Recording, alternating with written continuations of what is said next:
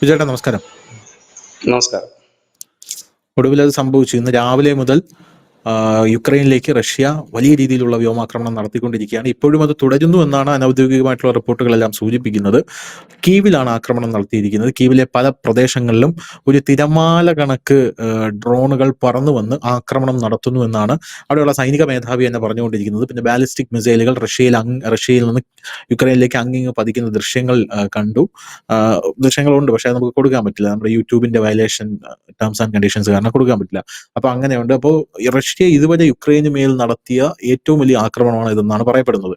യുക്രൈനിൽ സംഹാര താണ്ഡവമാടിയിരിക്കുകയാണ് റഷ്യ. ഒരു തീമഴ പെയ്യിക്കുക എന്നൊക്കെ പറയാം. വിഷ്വൽസ് ഒക്കെ കണ്ടപ്പോൾ നമുക്ക് അങ്ങനെയാണ് തോന്നുന്നത്. കാരണം നഗരത്തിന്റെ ഡെൻസ് ആയിട്ട് ആൾക്കാർ തിങ്ങിപ്പാർക്കുന്ന സ്ഥലങ്ങളിലാണ് ഈ ബാലിസ്റ്റിക് മിസൈലുകൾ കൊണ്ട് ഇട്ടിരിക്കുന്നത് റഷ്യ. 3 മരണം ഔദ്യോഗികമായിട്ട് സ്ഥിരീകരിച്ചിട്ടുണ്ട്. അനൌദ്യോഗികമായിട്ട് മരണസംഖ്യ വളരെയധികം കൂടും എന്നാണ് നമുക്ക് മനസ്സിലാക്കാൻ സാധിക്കുന്നത്. ഇതിനിടയിൽ വരുന്ന മറ്റൊരു റിപ്പോർട്ട് എന്ന് പറയുന്നത് റഷ്യയുടെ വിദേശകാര്യമന്ത്രിയായിട്ടുള്ള സർജി ലാവ്റോവ് അദ്ദേഹം ഇന്ത്യയിലേക്ക് വരുന്നു എന്നുള്ള റിപ്പോർട്ടുകളും പുറത്തു വരുന്നുണ്ട്. അപ്പോൾ യുക്രൈനിനെ ഇതുവരെ ആക്രമിച്ചതിൽ വെച്ച് ഏറ്റവും വലിയ ആക്രമണം റഷ്യ നടത്തുമ്പോൾ ഇതുകൊണ്ട് തീരുമോ എന്ന് പറഞ്ഞാൽ യുക്രൈൻ ഇനി തിരിച്ചടിക്കാനുള്ള സാധ്യത, ഇനിയും തിരിച്ചടിക്കാനുള്ള സാധ്യതയുണ്ടോ? കാരണം യുക്രൈന്റെ പിറകിൽ ജർമ്മനി, ഫ്രാൻസ് അടക്കമുള്ള രാജ്യങ്ങളാണ്. ബാലിസ്റ്റിക് മിസൈൽ വരെ എത്തിക്കഴിഞ്ഞു കാര്യങ്ങൾ. ഇതുവരെ റഷ്യ അങ്ങനെ ബാലിസ്റ്റിക് മിസൈലോ കാര്യങ്ങൾ, ഇനി റഷ്യയുടെ കയ്യിൽ ഹൈപ്പർസോണിക്, സൂപ്പർസോണിക്, പിന്നെ ആണവ പോർമുനകൾ റഷ്യ വിന്യസിച്ചിട്ടുണ്ട്, ഓർഷനിക് എന്ന് പറയുന്ന, അങ്ങനെയുള്ള പല കാര്യങ്ങളുമുണ്ട്. കാര്യങ്ങൾ കൈവിടുകയാണ്. കഴിഞ്ഞ 72 മണിക്കൂറിനിടയ്ക്ക് നമ്മുടെ ഇന്റർനാഷണൽ മീഡിയയിൽ വന്ന പ്രധാനപ്പെട്ട ഒരു അപ്രധാന വാർത്തയുമായി ശരിക്കും എന്താണ് സംഭവിക്കുന്നത് നമുക്ക് ഒരു പിടുത്തമില്ല. ഒന്ന്, മസ്കും ട്രംപും തമ്മിൽ തെറ്റിപ്പിരിയുന്ന സൂചനകൾ നേരത്തെ തന്നെ ഉണ്ടായിരുന്നു. വളരെ തെറ്റിപ്പിരിയുന്നു എന്ന് മാത്രമല്ല, മസ്ക് അതിഗുരുതരമായ ആരോപണങ്ങളാണ് ട്രംപിനെതിരെ. ഒടുവിൽ അദ്ദേഹം പറഞ്ഞ കാര്യം, ട്രംപിനെ ജയിപ്പിച്ചതിൽ ഇപ്പോൾ എന്താണ് ഞാൻ ഖേദിക്കുന്നു എന്നൊരു വാക്കുകൂടെ പുള്ളി പറഞ്ഞു. തൊട്ടു പിന്നാലെ ബെയ്റൂട്ടിൽ, ലബനനിൽ ഇസ്രായേലിന്റെ വലിയൊരു ആക്രമണം നടക്കുന്നു. ഇറാൻ ഒരു മുന്നറിയിപ്പുമായി എത്തുന്നു. അതിനിടയിൽ ഇറാൻ വേറൊരു നീക്കം നടത്തുന്നു. ഇറാൻ ചൈനയിൽ നിന്ന് ഏതാണ്ട് ഈ ബാലിസ്റ്റിക് മിസൈലിനുള്ള 800ഓളം ബാലിസ്റ്റിക് മിസൈലിനുള്ള ഒരു ഓർഡർ കൊടുത്തിട്ട് ആ ആയുധം എത്തിക്കാനുള്ള ശ്രമം നടത്തുന്നു. റഷ്യ ഇന്ത്യയിലേക്ക് എത്തുന്നു അടുത്ത മാസം ആദ്യം. ഒപ്പം തന്നെ ഒരു അപ്രധാന വാർത്ത എന്ന് ഞാൻ പറയുന്നത്, G7 നിന്നും ഇന്ത്യയെ അവർ വിളിച്ചിട്ടില്ല എന്നുള്ളതാണ്. 4 വാർത്തകൾ. ഇത് കാണുമ്പോൾ നമുക്ക് ഒരു വല്ലാത്തൊരു അവസ്ഥയിലേക്കാണ് കാര്യങ്ങൾ പോകുന്നത്. ഈ എന്താണ്, നമ്മൾ മുമ്പും ഈ ചർച്ചയിൽ നമ്മൾ പറഞ്ഞിരുന്നു, ഇത് നമ്മുടെ ചില സിനിമകളിലെ ക്ലൈമാക്സ് പോലെ ഒരു കൂട്ടയടിയായിരിക്കും. ഇവിടെ എന്തൊക്കെയാണെന്ന് അറിയാൻ പറ്റില്ല. ഈ പുകയും പടലങ്ങളൊക്കെ ഒന്ന് ഒതുങ്ങി കഴിയുമ്പോഴേ ആരൊക്കെ എന്തൊക്കെ എങ്ങനെയൊക്കെ ആയിരുന്നു എന്നുള്ളത് അറിയാൻ പറ്റും. കുറെ നിർണായക നീക്കങ്ങളാണ് ഇപ്പൊ എല്ലാ സൈഡിൽ നിന്നും നടക്കുന്നത്. അതിനിടയിൽ വരുന്ന മറ്റൊരു വാർത്ത, റഷ്യ ഒരു 3000 കിലോമീറ്റർ റേഞ്ചുള്ള ഒരു റഡാർ സംവിധാനം ഇന്ത്യക്ക് കൊടുക്കുന്നു എന്നുള്ളതാണ്. അതിലും വലിയ ഒരു പ്രധാനപ്പെട്ട ഒരു വാർത്ത. അത് നമ്മൾ നേരത്തെ പറഞ്ഞിരുന്നു, നമ്മുടെ ചർച്ചയെ പറഞ്ഞിരുന്നു. ഓൾറെഡി അതിന്റെ വർക്കിംഗ് ഫംഗ്ഷൻസ് കർണാടകയിൽ നടക്കുന്നതായിരുന്നു നമ്മൾ പറഞ്ഞില്ലേ. ലോകം മുഴുവൻ റഡാറിൽ വരുമെന്ന്. ആ സാധനം തന്നെയാണ് പറഞ്ഞു വരുന്നത്. അതിപ്പോ ഒഫീഷ്യലായി എന്നതേ ഉള്ളൂ. അപ്പോൾ ഈ ഉക്രൈനെ സംബന്ധിച്ച് പറഞ്ഞു കഴിഞ്ഞാൽ, ഇപ്പോ ഉക്രൈന് വേണ്ടിയിട്ട് രംഗത്തിറങ്ങിയവരാരെയും ഇപ്പോൾ നമ്മൾ കാണുന്നില്ല. UK കാണുന്നില്ല, ജർമ്മനി കാണുന്നില്ല, ഫ്രാൻസിനെ കാണുന്നില്ല. അമേരിക്കയിലെ അവസ്ഥ നോക്കുകയാണെങ്കിൽ ട്രംപും അമേരിക്കൻ രണ്ടും രണ്ടായി എന്ന് പറയാം. സാധാരണഗതി നമുക്കറിയാം, അമേരിക്കൻ പ്രസിഡന്റ് എന്ന് പറഞ്ഞാൽ അമേരിക്കയാണ്, അമേരിക്ക എന്ന് പറഞ്ഞ പ്രസിഡന്റുമാണ്. പക്ഷെ ഇവിടെ എങ്ങനെയല്ല, ട്രംപിനെ അമേരിക്കൻ രണ്ടായി തന്നെ കാണുന്ന അവസ്ഥയിലേക്ക് അവിടെ കാര്യങ്ങൾ നീങ്ങി തുടങ്ങിയിരിക്കുന്നു. ആപ്പിൾ വീണ്ടും പറഞ്ഞിരിക്കുന്നു, ട്രംപ് പറയുന്നത് കേൾക്കാൻ കഴിയില്ല, ഞങ്ങൾ ടാറ്റയുമായി മറ്റൊരു ഇത് വെച്ച് കഴിഞ്ഞിരിക്കുന്നു എന്ന് പറയുന്നു. അതിനിടയിൽ കേൾക്കുന്ന വാർത്ത, റഫേലിന്റെ നിർമ്മാണവുമായി നമ്മുടെ ടാറ്റ കമ്പനി ഒരു കരാറുമായി മുമ്പോട്ട് പോകുന്നു, അതിന്റെ ഒപ്പ് വെച്ചിരിക്കുന്നു, നമ്മൾ നിർമ്മിക്കുമെന്ന് കേൾക്കുന്നു. അങ്ങനെ ആകപ്പാടെ നമ്മൾ മുമ്പ് പറഞ്ഞതൊക്കെ ജിയോ പൊളിറ്റിക്സ് മാറുന്നു, അച്ചുതണ്ട് മാറുന്നു, എല്ലാം മാറുന്നു. ഇതിനിടയിലാണ് സ്വാഭാവികമായി തന്നെ റഷ്യൻ പ്രസിഡന്റ് ലോകത്തോട് പറഞ്ഞ കാര്യമാണ്, ഞങ്ങൾ വലിയൊരു തിരിച്ചടി നൽകുമെന്നുള്ള കാര്യം. എല്ലാവർക്കും അറിയാവുന്ന ഒരു കാര്യം തന്നെയായിരുന്നു, വലിയ തിരിച്ചടി കൊടുക്കുമെന്നുള്ള. നമുക്കറിയാം, ഈ 3 വർഷം പിന്നിടുമ്പോൾ, ഈ യുദ്ധം പിന്നിടുമ്പോൾ ഇപ്പോൾ റഷ്യ വലിയ രീതിയിൽ മാരകമായ ആയുധങ്ങൾ ഒന്നും തന്നെ ഉപയോഗിച്ചിരുന്നില്ല എന്നുള്ളൊരു യാഥാർത്ഥ്യമാണ്. കാരണം അതിന് ഒരുപാട് കാര്യങ്ങളുണ്ട് ഉപയോഗിക്കാത്തതിന്. അവരുടെ സേനയുടെ ഒരു 4/1 പോലും അവർ അങ്ങോട്ടേക്ക് നീക്കിയിട്ടുമില്ല. പക്ഷെ ഇപ്പോഴങ്ങനെയല്ല, ഒരു സംഹാരത്തിന്റെ ഒരു ലൈനിലേക്ക് പോകുന്നു. ഇവിടെ മറ്റു രാജ്യങ്ങൾ ആദ്യമൊക്കെ ഒരു വലിയ രീതിയിലൊക്കെ വന്നിരുന്ന ചാൻസലറെ കാണുന്നില്ല നമ്മൾ, ഫ്രാൻസിന്റെ കാണുന്നില്ല, ബ്രിട്ടൻ നേരത്തെ തന്നെ ഒന്ന് വലിഞ്ഞു നിൽക്കുകയാണ്. ഇവരാരും കാണുന്നില്ല. കാരണം അതിനർത്ഥം അവരാരും ഒരു വലിയ യുദ്ധത്തിന് താല്പര്യം പ്രകടിപ്പിക്കുന്നില്ല എന്ന് തന്നെയാണ് നമ്മൾ അതിൽ നിന്ന് മനസ്സിലാക്കേണ്ട ഒരു പ്രധാനപ്പെട്ട ഒരു കാര്യം. അതിനിടയിൽ ചില റഷ്യയുമായി ചേർന്ന് കിടക്കുന്ന ചില യൂറോപ്യൻ കൺട്രീസ് ഇന്ത്യയുമായി ചില ആയുധ കരാറുകളിലേക്ക് പോകുന്നു എന്നൊരു വാർത്തയും വരുന്നുണ്ട്, സ്ഥിരീകരിക്കാത്ത വാർത്ത. അതാ ഞാൻ മുമ്പ് പറഞ്ഞതുപോലെ തന്നെ ജിയോ പൊളിറ്റിക്സ് ടോട്ടലി മാറുകയാണ്, എവിടെയാണ് എന്തൊക്കെയാണ് എന്നുള്ളത്. അതിനിടയിലാണ് നമുക്ക് ഇതിപ്പോ പ്രധാനപ്പെട്ട രണ്ട് വാർത്ത എന്ന് പറഞ്ഞാൽ, ഒരു ചെറിയ ഇടവേളയ്ക്ക് ശേഷമാണ് ലെബനനിൽ ബെയ്റൂട്ടില് നവംബറിലായിരുന്നു വെടിനിർത്തൽ വന്നത് ഹിസ്ബുള്ളയുമായിട്ട്. അതിനുശേഷം നടക്കുന്നത് വലിയ ഒരു അതായത് തെക്കൻ ബെയ്റൂട്ടിലാണ്. അവിടെ ആളുകളോട് ഉം. ഒഴിഞ്ഞു പോകാനാണ് പറഞ്ഞിരിക്കുന്നത് ഇസ്രായേല്. ഏതായാലും എനിക്ക് അതെ. തോന്നുന്നു മാധ്യമങ്ങൾ അത് വലിയ രീതിയിൽ ആ വാർത്ത കൊടുത്തിട്ടില്ല. ശരിക്കും ആ വാർത്തയിൽ IDF പറഞ്ഞ 2 ജില്ലകളിലുള്ള ജനങ്ങൾ മുഴുവൻ ഇവിടുന്ന് ഒഴിഞ്ഞു പോകണം, ഇവിടെ ഉം. ബാലിസ്റ്റിക് മിസൈലുകളും ഡ്രോണുകളും ഒക്കെ നിർമ്മിക്കാനുള്ള ഫാക്ടറി ഹിസ്ബുള്ള ഇവിടെ ചെയ്തുകൊണ്ടിരിക്കുകയാണ്, അതിന്റെ നിർമ്മാണമാണ്, ഇറാനാണ് ഇതിന്റെ പിന്നിൽ നിന്ന്. ഇറാൻ രംഗത്തെത്തിയിട്ടുണ്ട്. ഇറാൻ പറയുന്നത് ഇതിന് വലിയ വില കൊടുക്കേണ്ടി വരുമെന്ന് പറയുക മാത്രമല്ല, സിറിയയിൽ നിന്ന് ഇസ്രായേലിൽ നിന്ന് ഒരു ബാലിസ്റ്റിക് മിസൈലിന്റെ ആക്രമണം ഉണ്ടായിട്ടുമുണ്ട്. അപ്പൊ ഉം. പശ്ചിമേഷ്യ വീണ്ടും പുകയുകയാണ്, വല്ലാത്തൊരു കുരുക്കിലേക്ക് ഈ പോകുന്നു. പശ്ചിമേഷ്യ പുകയുമ്പോൾ ഉണ്ടല്ലോ ഒരു ഡൗട്ട് എനിക്കുണ്ട്. ഒരു കൊനിഷ്ഠ പിടിച്ച ഡൗട്ടാണോ എന്ന് എനിക്കറിയില്ല. ചിലപ്പോൾ നമ്മുടെ ഉം. പ്രേക്ഷകർക്കൊക്കെ ഈ ഡൗട്ട് കാണുമായിരിക്കും. ഗാസയിൽ ഇപ്പോൾ യുദ്ധം തുടങ്ങിയിട്ട് എത്ര സമയമായി?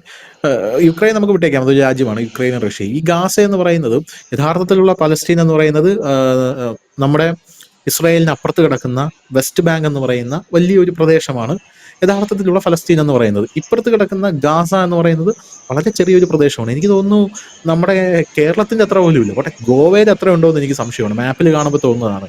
അപ്പോൾ ചേട്ടാ, ഈ ഗാസയിൽ ഇത്രയും നാളായിട്ട് യുദ്ധം നടന്നിട്ടും ഇവരെവിടെയാണ് എടുത്തിട്ട് ആക്രമിക്കുന്നത്? കാരണം ഇസ്രായേലിന്റെ സകല ആയുധങ്ങളും കോപ്പുകളും അവിടെ ഇറക്കി കഴിഞ്ഞു.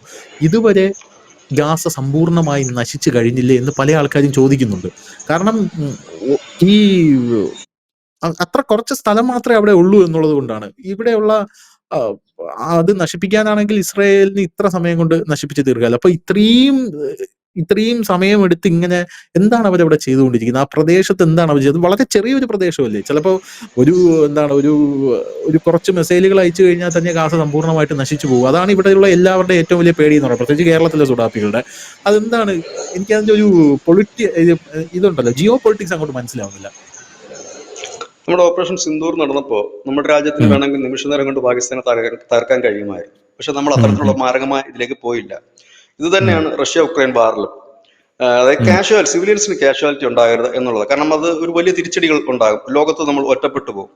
ഈ ഗാസയില് പണ്ട് മുതലേ നടക്കുന്ന, ഇസ്രായേൽ അവിടെ ഉപയോഗിക്കുന്നത്, അവിടെ മാരകമായ ആയുധങ്ങളൊന്നും തന്നെ അവിടെ യൂസ് ചെയ്യുന്നില്ല. അമേരിക്ക ഇസ്രായേലിന്റെ കൂടെ നിൽക്കുമ്പോൾ സ്വാഭാവികമായി അമേരിക്ക വിചാരിച്ചു കഴിഞ്ഞാൽ ഗാസ മുഴുവൻ തവിടുപൊടിയാക്കാനുള്ളതേ ഉള്ളൂ. തവിടുപൊടി ഉം. ഉം. ആക്കാൻ കഴിയുന്നില്ല എന്നുള്ളതല്ല, ഇപ്പോൾ ലേറ്റസ്റ്റ് റിപ്പോർട്ടുകൾ പുറത്തു വരുമ്പോൾ 75% ഇസ്രായേലിന് കൈവശമായി കഴിഞ്ഞിരിക്കുന്നു ഗസയിൽ. ഉം. ഇസ്രായേൽ അവിടെ നിൽക്കുക, അവിടെ അവർ ചെയ്തുകൊണ്ടിരിക്കുന്ന ഒരു രീതി, യുദ്ധത്തിന്റെ രീതി, അത് തുടങ്ങിയപ്പോൾ തന്നെ ബെഞ്ചമിൻ നെതന്യാഹു പറഞ്ഞിരുന്നു, ഇത് 1 വർഷം വരെ നീണ്ടു നിൽക്കാം. കാരണം ഇവരുടെ ഉം. റൂട്ടാണ് നമുക്ക് തകർക്കേണ്ടത്. കാരണം ഇത് 2 സേനകൾ തമ്മിലുള്ള ആ യുദ്ധമല്ല ഇസ്രായേൽ ഗസയിൽ നടക്കുന്നത്. 2 സേനകൾ തമ്മിലാണെന്നുണ്ടെങ്കിൽ നമുക്ക് കൃത്യമായ കാൽക്കുലേഷൻസ് ഉണ്ടാകും. ഇത് സേനകളല്ല. ഹമാസ് എന്ന് പറയുന്ന ഒരു ഭീകര സംഘടനയാണ്. അവർ ടണലിലും ആശുപത്രിയുടെ അടിയിലും സ്കൂളിന്റെ അടിയിലും ഒക്കെ ആണ് അവരുടെ ടണലുകളും മറ്റും വെച്ചിട്ട്, ആയുധപ്പുരകൾ വെച്ചിട്ട് അങ്ങനെയാണ് ഇവരെ ആക്രമിക്കുന്നത്. അപ്പൊ ഇവിടെ 2 പ്രശ്നങ്ങളുണ്ട് ഇവർക്ക്. നമ്മൾ മിക്കവാറും ഒക്കെ പത്രങ്ങളിലൊക്കെ നമ്മൾ വായിക്കും, സ്കൂളുകൾക്ക് നേരെ ഇസ്രായേൽ ബോംബാക്രമണം നടത്തി, ഹോസ്പിറ്റലുകൾക്ക് നേരെ ബോംബാക്രമണം നടത്തി എന്ന്. ഇപ്പൊ അമേരിക്ക കൂടി ഇസ്രായേലിനെ കൈവിട്ട് കഴിഞ്ഞാൽ അവർക്ക് സാമ്പത്തികമായി വലിയ ക്രൈസിസിലേക്ക് ഇസ്രായേൽ പോകും. ആകെ ഉള്ളത് അവരുടെ കൂടെ അമേരിക്കയും ഈ യൂറോപ്യൻ രാജ്യങ്ങളും ഒക്കെയാണ്. അതിലിപ്പോ സ്പെയിൻ പറഞ്ഞിരിക്കുന്നു, ഇസ്രായേലുമായിട്ടുള്ള ആയുധ കരാറൊക്കെ ഞങ്ങൾ റദ്ദ് ചെയ്യുകയാണെന്ന് സ്പെയിൻ പറഞ്ഞു കഴിഞ്ഞിരിക്കുന്നു ഓൾറെഡി തന്നെ. ഉം. സ്പെയിൻ പറയുന്നൊരു കാര്യമുണ്ട്, സ്പെയിന് ഈ ലെബനനിലുള്ള താല്പര്യമാണ് സ്പെയിനെ കൊണ്ടത് പറയിക്കുന്നത്. ഫ്രാൻസിനും സ്പെയിനും ലെബനനിൽ ഒരുപാട് താല്പര്യങ്ങളുണ്ട്. അവരുടേതായിരുന്നു രാജ്യമില്ല, അവരുടെ കൺട്രോളിലായിരുന്നു ലെബനൻ. അതുകൊണ്ട് തന്നെ അവർക്കത് താല്പര്യമുണ്ട്, പണ്ട് തൊട്ടേ പറയുന്നുണ്ട് ലെബനനിൽ. അപ്പൊ ഇപ്പൊ ഈ ഹിസ്ബുള്ള കഴിഞ്ഞ ദിവസം അടിച്ചപ്പോഴാണ് ഇപ്പൊ സ്പെയിൻ പറഞ്ഞിരിക്കുന്നത്, എനിക്ക് നിങ്ങളുടെ ആയുധമായിട്ടുള്ള കരാറുകളൊക്കെ ഞാൻ റദ്ദ് ചെയ്യുന്നു. അപ്പൊ ഇങ്ങനത്തെ ഒരു സാഹചര്യമുണ്ട്. കാരണം ഇസ്രായേൽ വരുത്തി വെക്കുന്ന ഓരോ കാര്യങ്ങളും അമേരിക്ക ഉത്തരം പറയേണ്ടതായിട്ട് വരും. അങ്ങനെ ഒരു വലിയ കാര്യങ്ങളുണ്ട്. ഉം. അമേരിക്കയുടെ ഒരു കൺട്രോളിലാണ് ഈ അടി പോകുന്നത്. അടിക്കുന്ന ഇസ്രായേലാണ്, ഇസ്രായേൽ മാരകമായ അടിയുമാണ് കൊടുക്കുന്നത്. അപ്പം എന്താ പറയുക, മാരകമായ ഒരു അടിയിലേക്ക് പോയി കഴിഞ്ഞാൽ അവിടെ തകരുന്നത് എന്താണ് എന്ന് ചോദിച്ചു കഴിഞ്ഞാൽ, അമേരിക്കയുമായിട്ട് മിഡിൽ ഈസ്റ്റിന്റെ ട്രേഡിങ് നിന്നു പോകും. കാരണം ഉം. ഉം. അതൊരു വികാരമാണ്, പാലസ്തീനും ഗസ എന്ന് പറയുന്ന ഒരു വികാരമാണ്. അപ്പൊ അവിടെ ഇസ്രായേൽ, എല്ലാവർക്കും അറിയാം, ഇസ്രായേൽ കയറി അടിക്കുക എന്ന് പറഞ്ഞാൽ അമേരിക്കയുടെ പിന്തുണയിൽ തയ്ക്കുന്നത്. അതിൽ നിന്ന് വ്യത്യസ്തമായിട്ടൊരു കാര്യമില്ല. അമേരിക്കയാണല്ലോ ഇവരെ ചെൽപ്പിടിക്ക് നിർത്തുന്നതും ഇവർക്ക് വേണ്ട ഫണ്ട് കൊടുക്കുന്നതും. അമേരിക്കയുടെ പ്രതിരോധ ബഡ്ജറ്റിന്റെ 10% ഇവർക്ക് കൊടുക്കുന്നത്. അപ്പൊ അങ്ങനെ അതെ വരുമ്പോൾ അതെ. എന്ത് പറ്റും? ഇസ്രായേൽ അവിടേക്ക് ഒരു മാരകമായ അടിയാണ് അടിക്കുന്നതെങ്കിൽ അത് ഈ അറബ് രാജ്യങ്ങൾക്ക്, അല്ലെങ്കിൽ ഈ മിഡിൽ ഈസ്റ്റുള്ള ഈ അമേരിക്കയുമായി ഭയങ്കരമായ, അമേരിക്കയ്ക്ക് ഇപ്പം മിഡിൽ ഈസ്റ്റിൽ ഏറ്റവും കൂടുതൽ സാമ്രാജ്യങ്ങളാണ് അവിടെ കെട്ടിപ്പൊക്കിക്കൊണ്ടിരിക്കുന്നത്. അതിന് തകരാറ് ഉം. സംഭവിക്കും. അങ്ങനെ തകരാറ് സംഭവിച്ചാൽ എന്ത് പറ്റും? വരുമാനം കുറയും. വരുമാനം കുറഞ്ഞ് എന്ത് സംഭവിക്കും? ഇസ്രായേലിന് കിട്ടേണ്ട പൈസ കിട്ടത്തില്ല. അവ രണ്ടും കൂടെ നോക്കേണ്ടതായിട്ടുണ്ട്. കാരണം അമേരിക്കയുടെ താല്പര്യം സംരക്ഷിക്കുക എന്നുള്ളതാണ് അവിടെ ഇസ്രായേൽ നോക്കുന്നത്. കാരണം അറഞ്ചാം പുറഞ്ചാം കയറി അടിച്ചു കഴിഞ്ഞാല് ഈ അമേരിക്ക ഇത്രയും നാളായിട്ട് ആ മിഡിൽ ഈസ്റ്റിൽ ഉണ്ടാക്കിയെടുത്ത അവരുടെ ഒരു ആധിപത്യം, അവരുടെ ബിസിനസ് സാമ്രാജ്യങ്ങൾ എല്ലാം ഒറ്റയടിക്ക് തകർന്നു ഉം. പോകും. ഇവർക്ക് അതുപോലെ തന്നെയാണ് ഇന്ത്യയുടെ കാര്യവും. കാരണം നമുക്കൊരു മാരകമായി നമ്മളൊരു രാജ്യത്തെ ആക്രമിക്കുമ്പോൾ ഉള്ള കാര്യം, നമ്മുടെ സിവിലിയൻസിന് കാഷ്വാലിറ്റിയോ മറ്റോ ഉണ്ടായാൽ നമ്മൾ മറ്റു രാജ്യങ്ങളിൽ നിന്ന് ഒറ്റപ്പെടും. ഭാവിയിൽ നമുക്ക് ഈ ലോണുകള്, കാര്യങ്ങള്, സാമ്പത്തിക സഹായം, മറ്റുള്ള കാര്യങ്ങള് ഒക്കെ ലഭിക്കുന്നതിന് തടസ്സമായി വരും. എന്തിനേറെ പറയുന്നു, ആയുധ നിർമ്മാണത്തിനുള്ള മെറ്റീരിയൽസ് ഇല്ലെങ്കിൽ അതിനുള്ള കാര്യങ്ങൾ പോലും നമുക്ക് ഉപരോധം മൂലം കിട്ടാത്ത സാഹചര്യം വരും. ഇപ്പം നമ്മളിപ്പോൾ പല രാജ്യങ്ങളിൽ നിന്നാണ്, എല്ലാ രാജ്യവും അങ്ങനെ തന്നെയാണ്, പല രാജ്യങ്ങളിൽ നിന്നാണ് പല കാര്യങ്ങൾ ഇറക്കുമതി ചെയ്ത്. ഇപ്പൊ നമ്മൾ ദക്ഷിണ കൊറിയ എന്നൊക്കെ നമ്മൾ ഈ സെമി കണ്ടക്ടർ ഇറക്കുമതി ചെയ്യുന്നുണ്ട്. പക്ഷെ ഇപ്പൊ നമ്മൾ ഉത്പാദിപ്പിച്ചു തുടങ്ങിയിട്ടുണ്ട്. അപ്പൊ ഉം. അങ്ങനെയുള്ളിടത്തൊക്കെ അതിന് ബ്ലോക്ക് വരും. അപ്പൊ എല്ലാ വശങ്ങളും നോക്കി നിന്നിട്ടാണ് അടിക്കുന്നത്. റഷ്യ ഉക്രൈൻ അടി എന്ന് പറഞ്ഞാൽ അങ്ങനെയല്ല. അത് അവർക്ക് എന്താ, ഈ വൈകാരികമാണ് അവിടുത്തെ പ്രശ്നം. ഞാൻ പറഞ്ഞതുപോലെ 20% റഷ്യൻസ് ആണ് അവിടെ ഉള്ളത്. ഒന്ന് അവരുടെ ആൾക്കാർ അവിടെ കിടക്കുന്നു, പിന്നെ ഉം. ഇന്നലെ വരെ അവരുടെ ആയിരുന്നവരവിടെ കിടക്കുന്നു. അപ്പൊ അവരെ വേദനിപ്പിക്കുക അടി. അപ്പൊ ഈ മൂന്നടിക്കും ശരിയാണ്, ധനുഷ് ചോദിച്ച വളരെ ശരിയായ ചോദ്യമാണത്. കാരണം ഇവർക്കെല്ലാം ഈ വമ്പന്മാരാണ് ഈ അടിക്കുന്നത്. ഇന്ത്യ ആയാലും റഷ്യ ആയാലും ഇസ്രായേൽ ആയാലും ഒക്കെ നിമിഷ നേരം കൊണ്ട് തീർക്കാമല്ലോ എന്ന് ചോദിച്ചു കഴിഞ്ഞാൽ തീർക്കാൻ പറ്റില്ല. അതിന് മറ്റു ചില വശങ്ങൾ കൂടിയുണ്ട് ഇതിനകത്ത്. അല്ല അതാണ്. അതൊരു അത് സംഭവം ഉണ്ടല്ലോ, ഈ ഗാസ എന്ന് പറയുന്നത് നമ്മൾ നോക്കുമ്പോൾ ഒരു പൊട്ട് പോലത്തെ ഒരു പ്രദേശമാണ്. നമ്മൾ എന്നും കേൾക്കുന്നത് മിസൈൽ വന്ന് ഇതിന്റെ മുകളിൽ വീണുകൊണ്ടിരിക്കുന്നു എന്ന്. അപ്പൊ എന്റെ ഒരു ഡൗട്ട് എന്ന് പറഞ്ഞാൽ മിസൈൽ ഇട്ടിട്ട് ഇത് തീരുന്നില്ല എന്നാണ് ഞാൻ വിചാരിക്കുന്നത്. കാരണം വളരെ ചെറിയൊരു പ്രദേശം, ഇപ്പൊ നമ്മൾ അത്രയും ചെറിയൊരു പ്രദേശം ആക്രമിക്കുമ്പോൾ നമ്മൾ എല്ലാ ദിവസവും അതിനെ ഇങ്ങനെ ആക്രമിച്ചുകൊണ്ടിരിക്കുക, എല്ലാ ദിവസവും. അപ്പൊ ആരെയാണ് ആക്രമിക്കുന്നത്, എന്താണ് ആക്രമിക്കുന്നത്? ഇപ്പൊ തന്നെ 50,000 കഴിഞ്ഞു അവിടെയുള്ള സിവിലിയൻസിന്റെ കാഷ്വാലിറ്റി എന്ന് പറയുന്നത്. കൊളാട്രൽ ഡാമേജ് എന്നാ പറയുന്നത്. ഇപ്പോൾ തമിഴിലൊരു ഇതുമുണ്ട്, അതായത് ഉങ്ങൾക്ക് വന്ന രത്തം എങ്ങൾക്ക് വന്ന തക്കാളി ചട്നിയാന്ന് ചോദിക്കുക. അതായത് നമ്മൾ ഇന്ത്യക്കാര് ഒരു സിവിലിയനെ പോലും കൊന്നിട്ടില്ല. ഇസ്രായേൽ ഇത്രയും സിവിലിയൻസിനെ കൊന്നിട്ട് പോലും അവർക്കൊരു പ്രശ്നവും വന്നിട്ടില്ല, ആയുധത്തിനും ഒരു കാര്യത്തിനും. അത് അമേരിക്കയുടെ സപ്പോർട്ട് ഉള്ളത് കൊണ്ട് തന്നെ. ഇപ്പം റഷ്യ ആണെങ്കിലോ, റഷ്യ യുക്രൈനിൽ ആക്രമണം നടത്തിയപ്പോൾ അവിടെയും സിവിലിയൻസ് മരിച്ചല്ലോ, റഷ്യക്ക് ഒരു പ്രശ്നം വന്നിട്ടില്ല. ഇത് സിവിലിയൻസിനെ തൊടാതെ വളരെ ഇപ്പൊ ബാഹുബലി പോലെ യുദ്ധം ചെയ്തു പോകുന്നത് നമ്മൾ ഇന്ത്യ മാത്രമേ ഉള്ളൂ. ആരെയും തൊടാതെ ഈ ഭീകരന്മാരെ മാത്രം കൊന്നു പോകുന്നത് നമ്മുടെ രാജ്യം മാത്രമേ ഉള്ളൂ. ഈ ഗസ എന്ന് പറയുന്നത് മനുഷ്യ പറഞ്ഞ ചെറിയൊരു സ്ഥലമാണ്. എത്രയുണ്ടെന്ന് അറിയാം പോപ്പുലേഷൻ? ഉം. ഉം. 24 ലക്ഷമാണ്. അതിന് മേളിൽ ഒമ്പത്. പോകത്തേ ഉള്ളൂ. ആ കൊച്ചു അതെ അതെ. സ്ഥലത്ത് തിങ്ങി തിങ്ങി പാർക്കുന്ന ജനമാണ്. അവിടെ കൊണ്ടിട്ട് ഇപ്പൊ ഉം. തന്നെ ഇടുമ്പോ കുഞ്ഞുങ്ങളും സ്ത്രീകളും മരിക്കുന്നതും ഒക്കെ വലിയൊരു ഡാമേജ് ആണ് ഇസ്രായേലിന് സംഭവിച്ചുകൊണ്ടിരിക്കുന്നത്.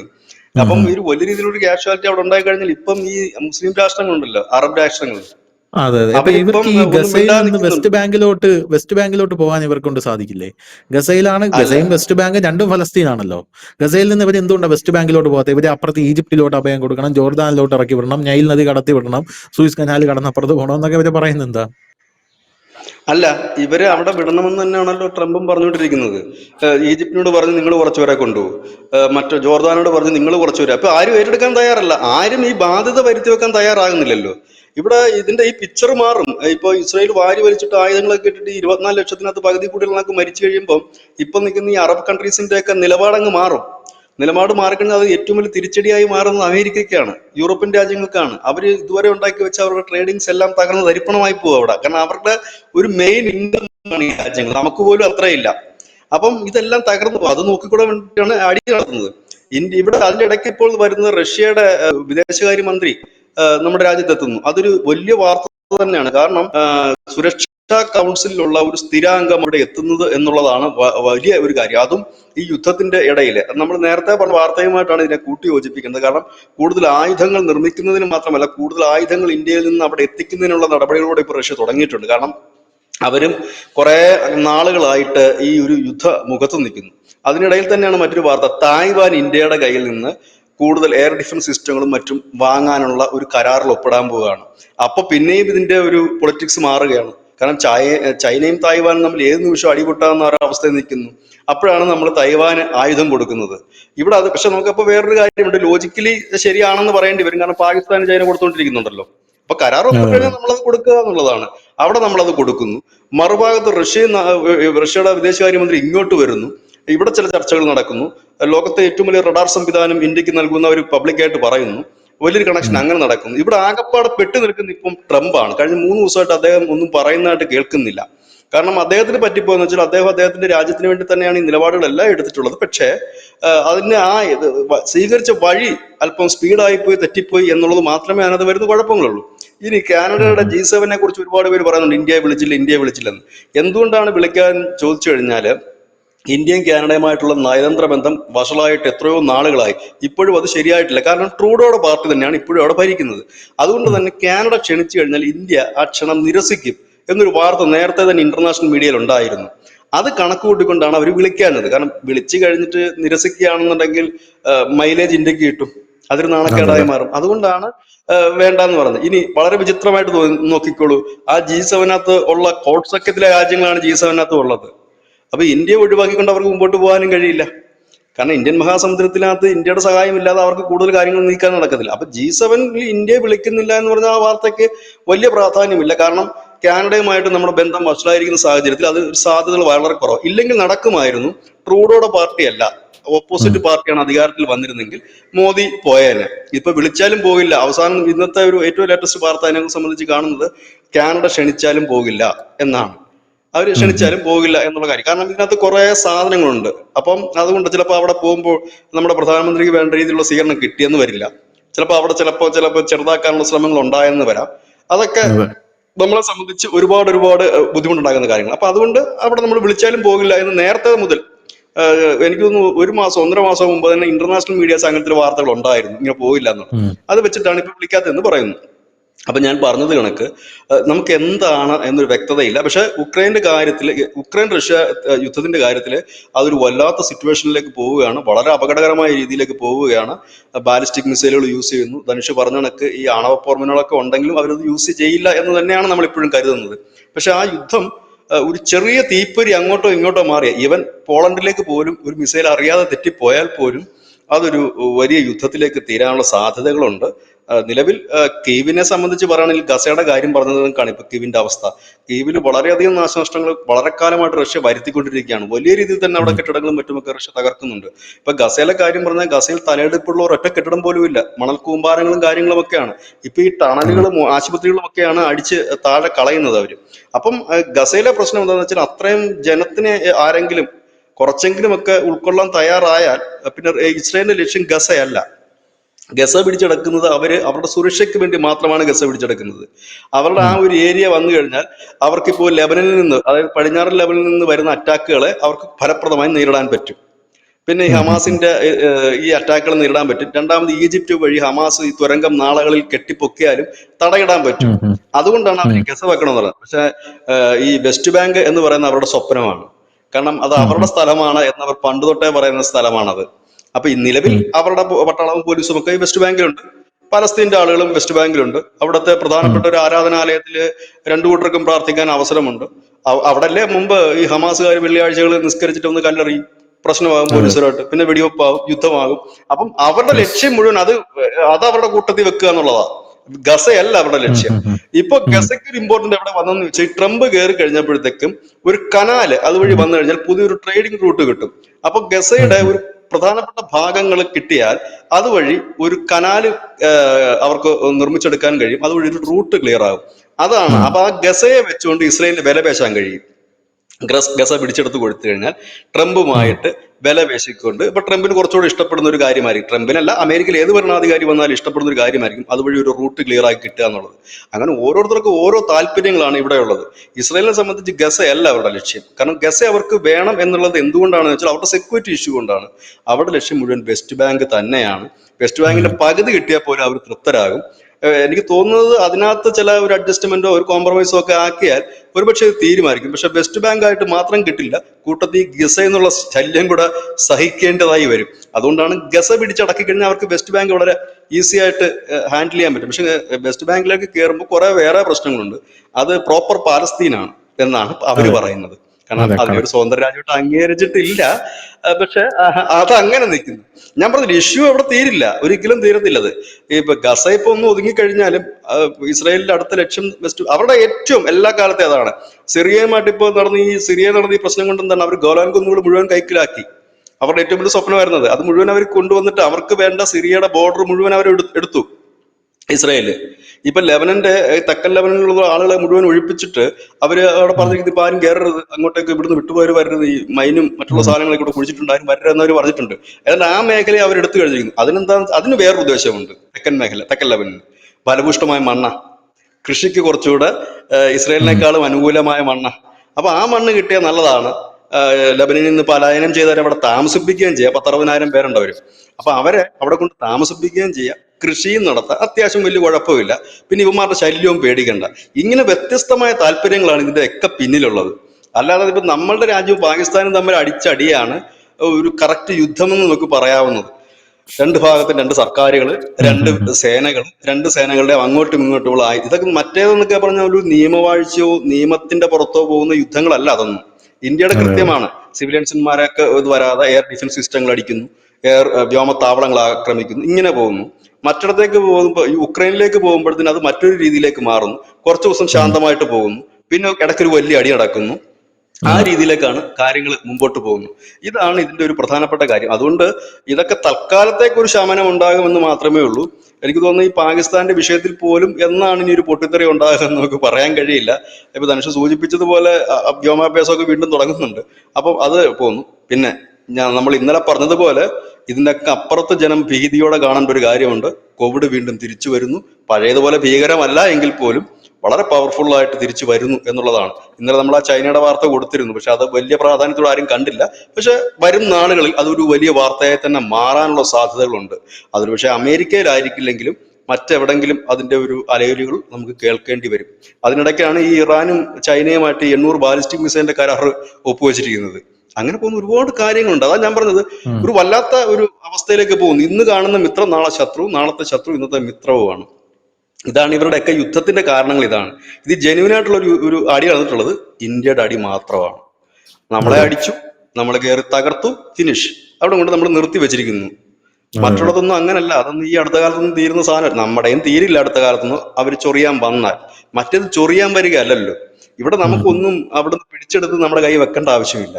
മറ്റവർക്ക് അതല്ല, അവർക്ക് വെസ്റ്റ് ബാങ്ക് വേണം, ഗസ ശാന്തമാകണം, ഗസയുടെ കുറച്ച് അവർക്ക് വേണം. ഉക്രൈനെ സംബന്ധിച്ച് റഷ്യക്ക് ആ ബോർഡർ കംപ്ലീറ്റ് ക്ലിയർ ചെയ്ത്, ഏതാണ്ട് 800 കിലോമീറ്റർ അങ്ങാണ്ടാണ് റഷ്യ ആവശ്യപ്പെടുന്നത്.